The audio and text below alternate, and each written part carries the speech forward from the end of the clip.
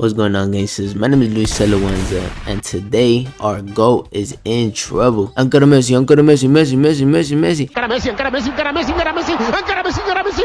Messi is getting hated on. He's getting trash talk thrown his way, and I feel like I gotta come on here and kind of defend him. Now, it's always been either Messi or Ronaldo. I remember people were talking about Neymar Jr. was gonna be one of the GOATs.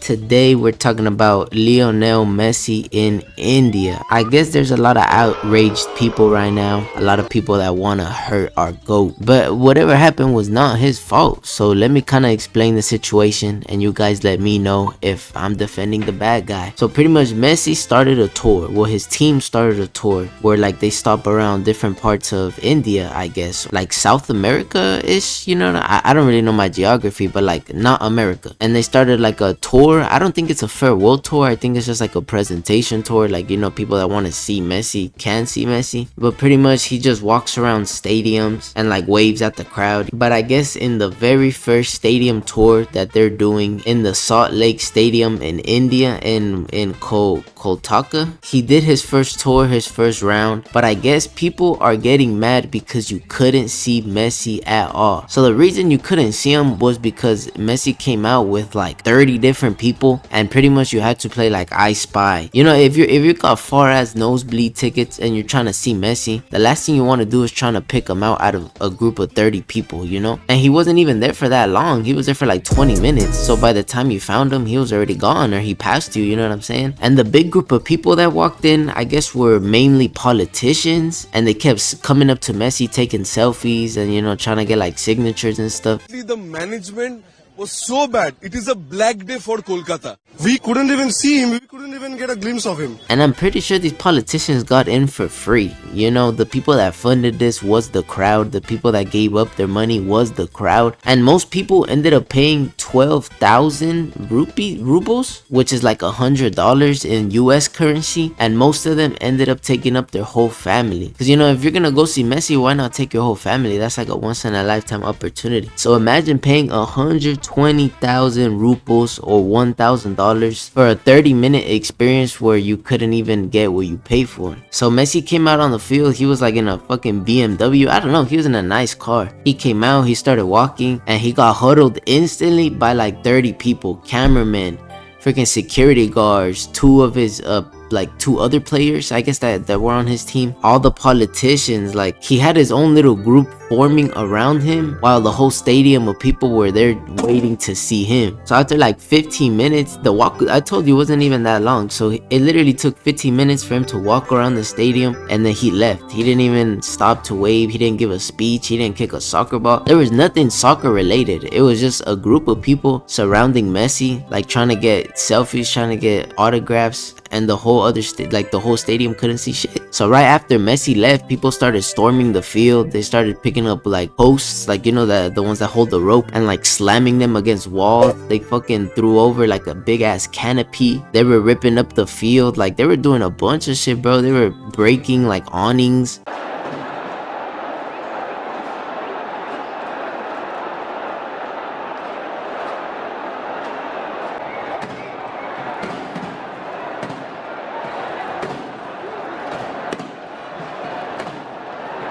The people were mad, bro. They turned that shit into a rage room. Like, they really didn't get their money worth, so they had to, one way or another. My fault. I forgot to mention they threw trash too. I mean, that's like the least destructive thing that they did. But yeah, they started off throwing trash and then they rushed the field. But I wrote down in my notes all the things that they threw.